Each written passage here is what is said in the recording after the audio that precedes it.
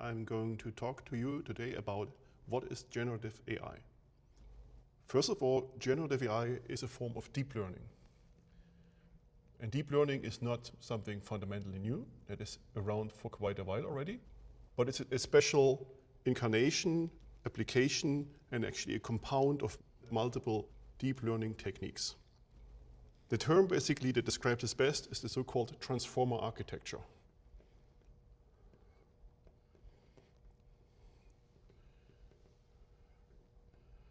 So the transformer architecture, as the name indicates, is transforming something. And what is it transforming? It is transforming input data via various steps into some generated output data.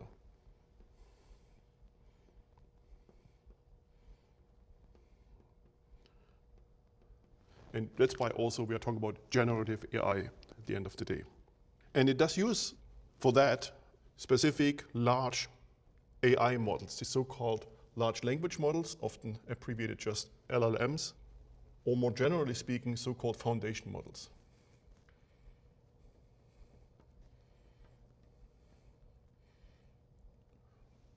And this is a key piece of the whole generative AI business, is exactly that. And it's really AI business because they're having a good large language model or a set of good large language model is a business nowadays, right? You can make a business by having trained and make available these effective models.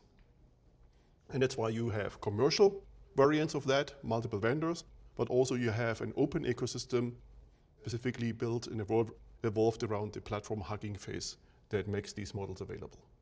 Now, how are these models now used basically to achieve this flow here?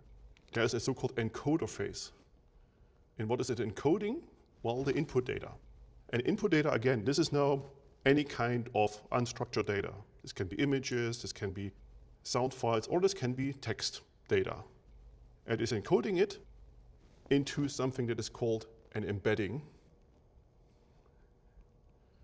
And this embedding is then taken forward into a decoding phase, and this decoder phase generates actual data. So these embeddings are now an important intermediary step here.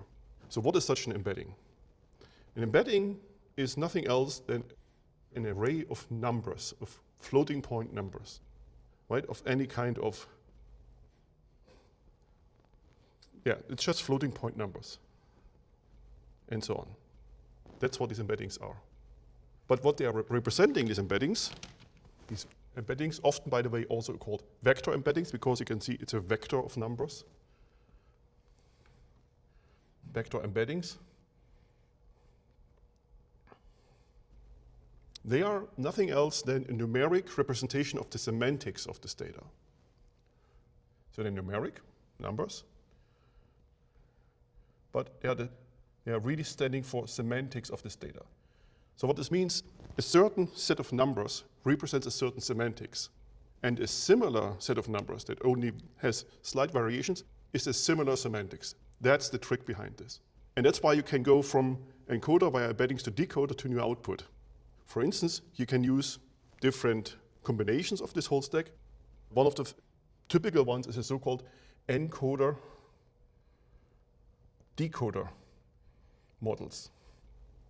And encoder-decoder models really means models that do this whole step in combination. Now, a typical example of an encoder-decoder model is language translations. Like, for instance, Google Translate, right? Everybody of you has seen this and probably used it. You're putting in some foreign language snippet, and what happens is that this encoder then encodes it into a set of embeddings, numbers, that represents the semantics of this input language, of this text, and it uses a decoder to generate text again in a different language. But what is common between them is the semantics, and that's why these embeddings in between, that's the thing that ties it together. Another example is summarization, right? You bring in a large text and you ask the large language model to produce a summary of that. With text in, encoding, embeddings, the semantics of this large text, and then a decoder that produces a shorter version of that again. Another incarnation of this whole stack is the so-called encoder-only models.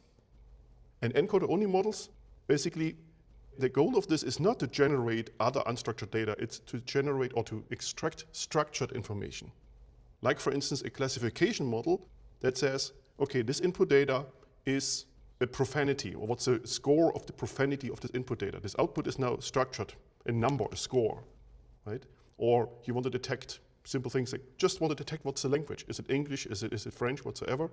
Input data and the output is a language name. It's structured information. But also what you also find here is models that where the whole purpose is to just generate these embeddings and store them.